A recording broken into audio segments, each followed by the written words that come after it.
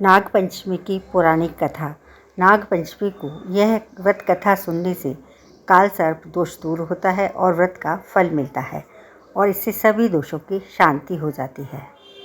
नागपंचमी की संपूर्ण व्रत कथा। यह एक पौराणिक कथा है जो भविष्य पुराण से ली गई है। इस पाठ के बिना व्रत अधूरा माना जाता है और आपकी पूजा नाग पंचमी पर नाग देवता की पूजा करने से आपको उत्तम लोक की प्राप्ति होती है और सर्पदंश का भय दूर हो जाता है। नाग पंचमी का व्रत जो भी लोग करते हैं उनके लिए नाग पंचमी की व्रत कथा का पाठ करना अनिवार्य होता है।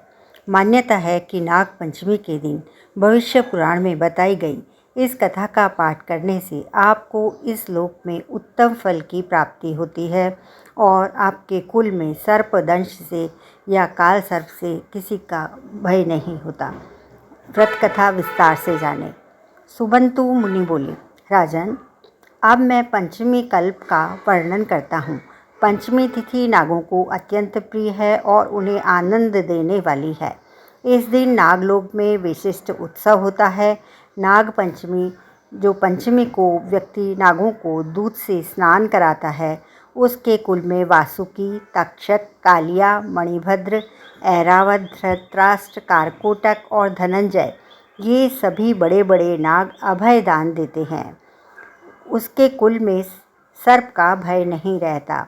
एक बार माता के शाप से नाग लोग जलने लग गया था, इसलिए उस दाह की व्यथा को दूर करने के लिए पंचमी को गाय के दूध से नागों को आज भी लोग स्नान कराते हैं। इससे सर्प भय नहीं रहता और नाग देवता खुश हो जाते हैं। राजा ने पूछा, महाराज, नाग माता के नागों को क्यों शाप दिया गया था और फिर वे कैसे बच गए? इसे आप विस्तारपूर्ण वर्णन कीजिए। सुमंतु मुनि ने कहा, एक बार राक्षसों और देवताओं ने मिलकर समुद्र मंथन किया। उस समय समुद्र से अतिशय श्वेत उच्चैश्रवा नाम का एक अश्व निकला। उसे देखकर नागमाता कद्रु ने अपनी सौत विनीता से कहा, देखो, यह अश्व श्वेत वर्ण का है, परंतु इसके बाल काले दिख पड़ते हैं। तब विनीता ने कहा, न तो यह अश्व है, न श्वेत है, न काला है, न लाल। यह सुनकर कद्रु ने कहा, मेरे साथ शर्त रखो, यदि मैं इस अश्व के बालों को कृष्ण वर्ण का दिखा दूं तो तुम मेरी दासी हो जाओगी, और यदि नहीं दिखा सकी तो मैं तुम्हारी दासी हो जाऊंगी। विनीता ने यह शर्त स्वीकार कर ली। दोनों क्रोध करती हुई अपने अपने स्थान से चली गई। कद्रु ने अपने पुत्र नागों को बुलाकर सब वृत्तांत उन्हें सुना दिया और कहा कि पुत्रों, तुम इस अश्व के बाल के समान सूक्ष्म होकर उसके शरीर से लिपट जाओ, जिससे यह कृष्ण वर्ण का दिखाई देने लगे, ताकि मैं अपनी सोत विनीता को जीतकर उसे अपनी दासी बना सकूं। माता के इस वचन को सुनकर नागों ने कहा कि माँ, यह तो छल हम लोग नहीं करेंगे। चाहे तुम्हारी जीत हो या हार, छल से जीतना बहुत बड़ा अधर्म है।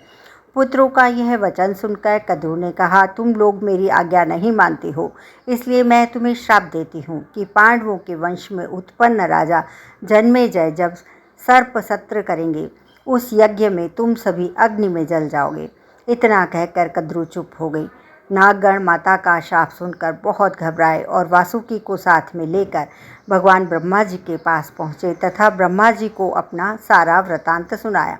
इस पर ब्रह्मा जी ने कहा कि वासुकी, चिंता मत करो, मेरी बात सुनो। यायावर वंश में तुम बहुत बड़ा तपस्वी जरत्कारु नाम वाली बहन का विवाह कर देना और वह जो भी कहे उसका वचन स्वीकार करना। उसके आस्तिक नामक विख्यात पुत्र उत्पन्न होगा। वह जन्मेजय के सर्प यज्ञ को रोकेगा और तुम लोगों की रक्षा करेगा। ब्रह्मा जी के इस वचन को सुनकर नागराज, वासुकी आदि सभी सर्प अतिशय प्रसन्न हो गए और उन्हें प्रणाम कर अपने लोक में वापस आ गए। सुमंतु मुनि ने इस कथा को सुनकर कहा, राजन, यह यज्ञ तुम्हारे पिता राजा जन्मेजय ने किया था। यही बात भगवान श्री कृष्ण भी युधिष्ठिर से कही थी कि राजन, आज से 100 वर्ष के बाद सर्प यज्ञ होगा, जिसमें बड़े बड़े विषधर और दुष्ट नाग नष्ट हो जाएंगे।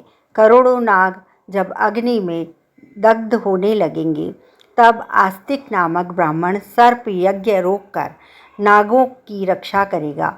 ब्रह्मा जी ने पंचमी के दिन वार दिया था और आस्तिक मुनि ने पंचमी को ही नागों की रक्षा की थी। अतः पंचमी तिथि नागों को बहुत प्रिय है। पंचमी के दिन नागों की पूजा कर यह प्रार्थना करनी चाहिए कि जो भी नाग पृथ्वी में, आकाश में, स्वर्ग में, सूर्य की किरणों में, सरोवरों में, वापी, कूप, तालाब आदि में रहते हैं, वे सब हम पर प्रसन्न हों। हम उनको बार बार नमस्कार करते हैं।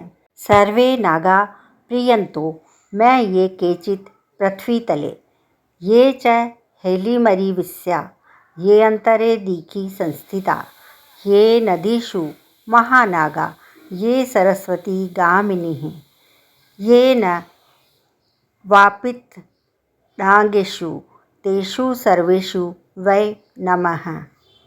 इस प्रकार नागों को विसर्जित कर ब्राह्मणों को भोजन कराना चाहिए और स्वयं अपने कुटुंबियों के साथ भोजन करना चाहिए। प्रथम मीठा भोजन करना चाहिए, अनंतर अपनी अभिरुचि के अनुसार भोजन करना चाहिए।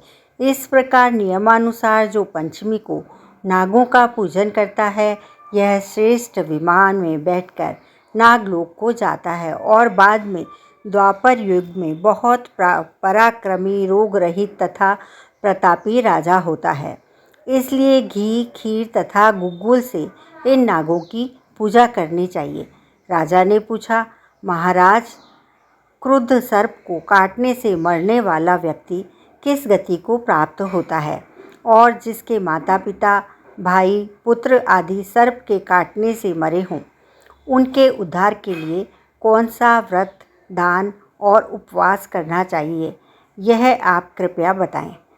सुमंतु मुनि ने कहा, राजन, सर्प के काटने से जो मरता है वह अधोगति को प्राप्त होता है तथा निर्विष सर्प होता है, और जिसके माता पिता आदि सर्प के काटने से मरते हैं, वह उनकी सद्गति को लिए भाद्रपद के शुक्ल पक्ष की पंचमी तिथि को उपवास कर नागों की पूजा करें। यह तिथि महापुण्य कही गई है। इस प्रकार 12 महीने तक चतुर्थी तिथि के दिन एक बार भोजन करना चाहिए और नाग पंचमी को व्रत कर नागों की पूजा करनी चाहिए। पृथ्वी पर नागों का चित्र अंकित कर अथवा सोना, काष्ठ या मिट्टी का नाग बनाकर पंचमी के दिन करवीर, कमल, चमेली आदि पुष्प, गंध, धूप, विविध नैवेद्यों से उनकी पूजा कर घी, खीर, लड्डू उत्तम 5 ब्राह्मणों को खिलाएं। अनंत, वासुकी, शंख, पद्म, कंबल, करकोटक आदि 12 नागों की क्रमशः पूजा अर्चना करें। इस प्रकार वर्ष पर पर्यंत व्रत एवं पूजा व्रत की पालना करनी चाहिए। ब्राह्मण देव को भोजन कराना चाहिए। विद्वान ब्राह्मण को सोने का नाग बनाकर उसे देना चाहिए। यह उद्यापन की विधि है।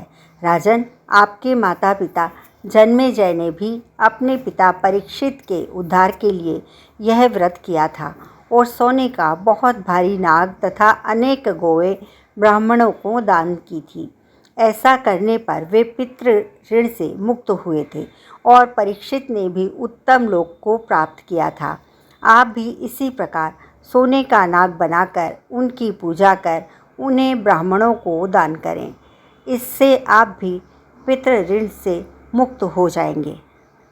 राजन, जो कोई भी इस नाग पंचमी के व्रत को करेगा, सांप से डसे जाने पर भी वह शुभ लोक को प्राप्त होगा, और जो व्यक्ति श्रद्धापूर्वक इस कथा को सुनेगा, उसके कुल में कभी भी सांप का भय नहीं होगा।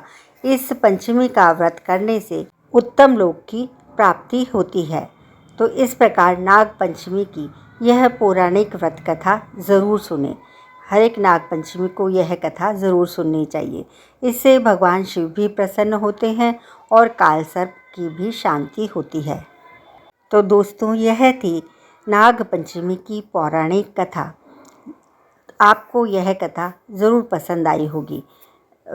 चैनल को सब्सक्राइब करें और बेल बटन भी प्रेस कर दें और कमेंट बॉक्स में ओम नमः शिवाय ज़रूर लिख दें। आप सभी का बहुत बहुत धन्यवाद।